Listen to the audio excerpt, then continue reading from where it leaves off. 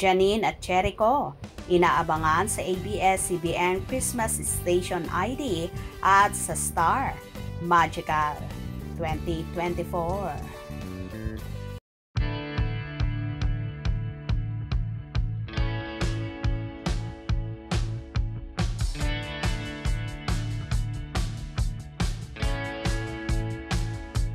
Taon-taon nga ay nagse-celebrate ng Christmas ID Station ang ABS-CBN at Kapamilya Network, kung saan lahat ng mga artista at staff, crew ng dambuhalang kumpanya ay makikita doon.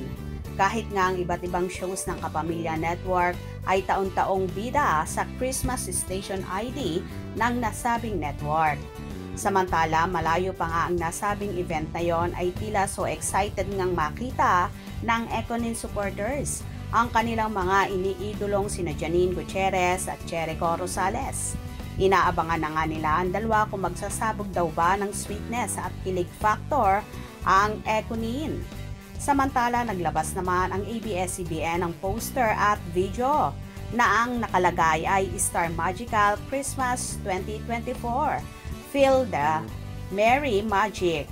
Save the date, 11/24/24.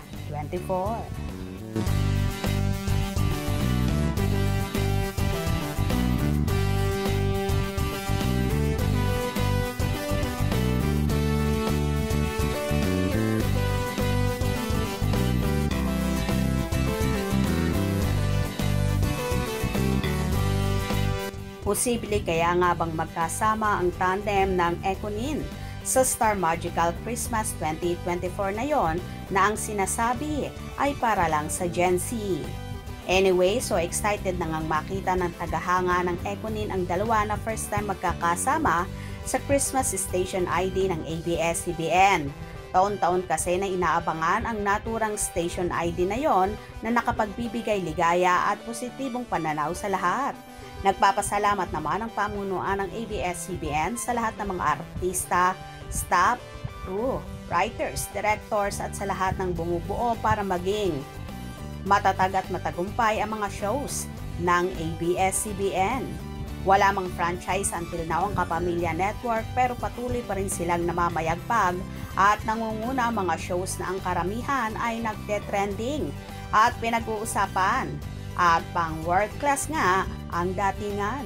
Kagaya na lang ng pinag-uusapan ngayon at palaging trending, ang hit seryeng Lavender Fields ni Janine at Jericho, kung saan so exciting lalo ang mga magaganap sa season 2 ng naturang serye.